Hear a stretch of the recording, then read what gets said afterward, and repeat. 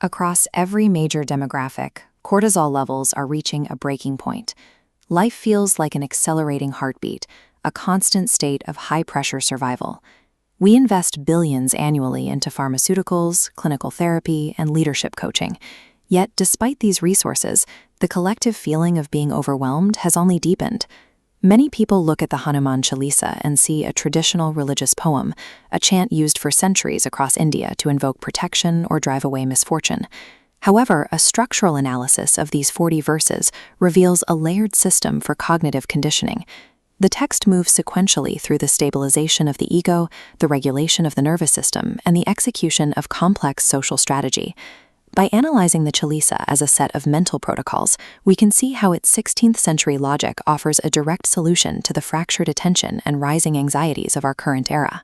The opening verses, Shri Guru Charan and Buddhihin Tanu Janike, are often misinterpreted as self-deprecation. Critics suggest that calling oneself intelligenceless is a sign of weakness. In reality, this is a strategic reset.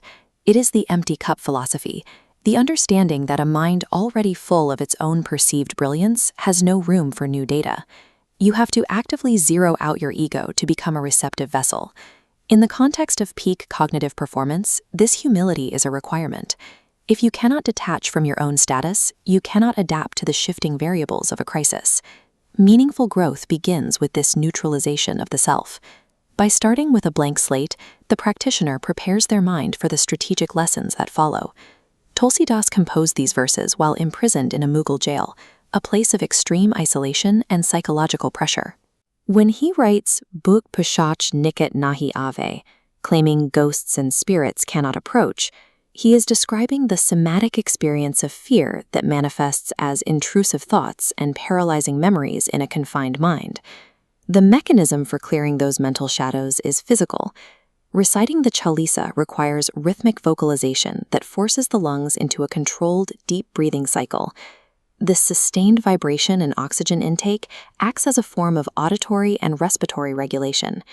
It shifts the human nervous system out of the survival-driven fight or flight mode by stabilizing the heart rate and calming the amygdala. The direct result is a drop in the body's concentration of cortisol. This isn't a mystical occurrence. It is a predictable physiological response to a specific respiratory exercise. The verse acts as a manual override for the body's stress response, providing the practitioner with the calm required to think clearly under pressure. Once the internal state is regulated, the text transitions into external execution. Hanuman's journey to Lanka provides a case study in high-stakes social navigation. The Ashta city, the 8 mystical powers, represent a masterclass in adaptability. In modern terms, this is the capacity to expand or contract one's presence to fit the specific needs of a project or a crisis. Before an ally, Hanuman takes his Sukshma Roop, a tiny, non-threatening form. Before an enemy, he assumes the Vikat Roop, a massive, overwhelming presence used to dismantle the opposition's morale. This is the ultimate demonstration of emotional intelligence. It is the ability to choose between soft power diplomacy and a psychological surgical strike based entirely on the environment. This image of the sun represents the subject of one of the text's most surprising claims. The verse Jug Sahastra Yojan Par Banu details Hanuman's leap toward the solar surface. This blackboard shows modern mission trajectories. Centuries earlier, Tulsidas used ancient units to calculate the distance from Earth to the sun. When applied, these values align perfectly with modern NASA space telemetry data plotting solar orbits. When a poet achieves this level of empirical accuracy regarding the physical world, it suggests that the psychological insights within the same text are built on a similarly rigorous observation of human nature. The Chalisa ends with a specific instruction, Jo Satbar Path Karkoi, the requirement to repeat the process 100 times. In behavioral science, this is known as pattern formation. By repeating a rhythmic sequence, the neural pathways associated with that thought process are structurally reinforced. This repetition is what dismantles long-standing mental blocks.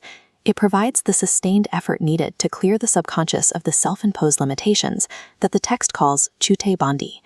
The sequence concludes with a gesture of total surrender to a higher purpose. For the human mind, this is the ultimate relief.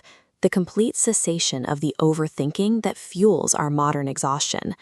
By combining breath control, ego neutralization, and extreme adaptability, the Chalisa builds a cognitive framework that remains steady regardless of the external crisis.